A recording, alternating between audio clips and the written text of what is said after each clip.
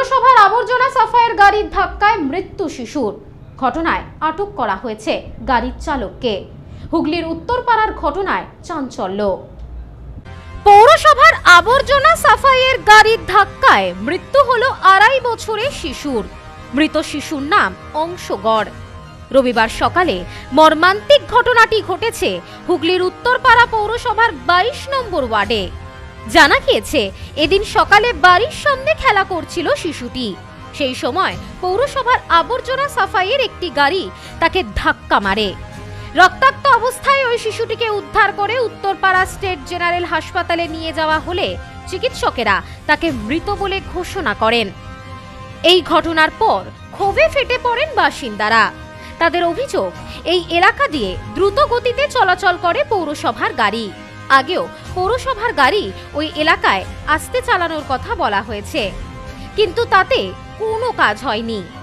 এদিন সকালে উত্তরপাড়া পৌরসভার 22 নম্বর ওয়ার্ডের কড়াই ফ্যাক্টরি এলাকায় দুর্ঘটনাটি ঘটেছে। দুর্ঘটনার প্রতিবাদে টিএন মুখার্জি রোড অবরোধ করে স্থানীয় বাসিন্দারা। পৌরসভার ওপর ক্ষোভ উগরে দেন তারা।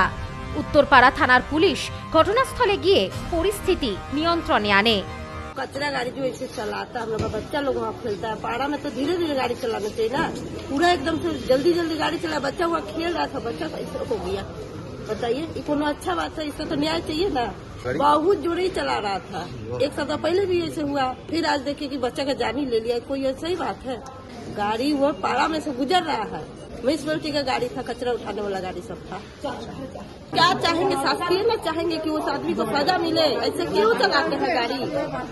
आधा आदमी का तो लाइसेंस ही नहीं है, पागल के जैसा गाड़ी चलाते हैं। भाई पारा में गाड़ी धीरे धीरे चलाइए, देख के चलाइए।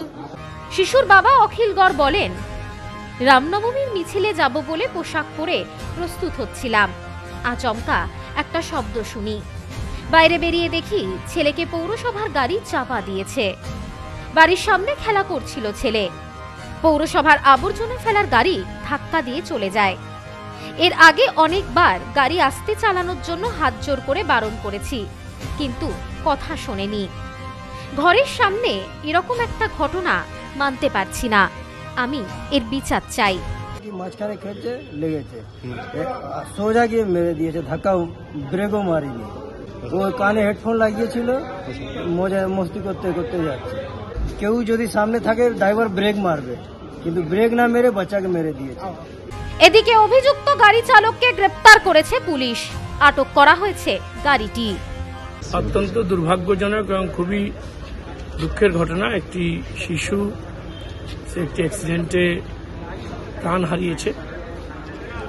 আমাদের পরিচিত পরিবারই এবং এই কড়াই ফ্যাক্টরির কাছে এই ঘটনা ঘটেছে।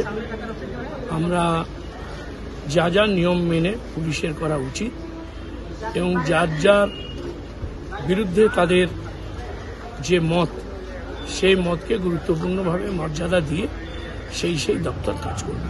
যখন অ্যাক্সিডেন্ট হয় তারপরে তো প্রাথমিক স্তরে দেখতে হয় যে এটা ধরে নেওয়া হয় যে ড্রাইভারের ভুল, এবং পুলিশ তাকে কাস্টাডিতে নিয়ে নেয়। ইতিমধ্যে পুলিশ সেটা কাস্টাডিতে নিয়েছে।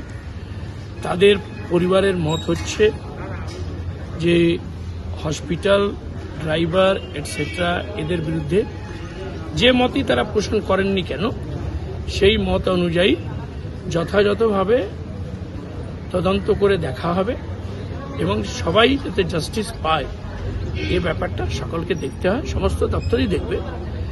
কোন একটা মৃত্যু, সেই মৃত্যু অত্যন্ত দুঃখজনক, দুর্ভাগ্যজনক যে আজকের দিনে সকালবেলায় দেখুন অনেক গাড়ি চলে, এই গাড়ি এই ঘটনা ঘটে গেছে। এটা আমরা সকলেই পরিবারের পাশে আছি।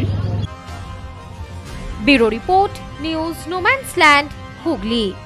বধুয়া গুঁড়ো মশলা, গন্ধেও ভালো, স্বাদেও ভালো।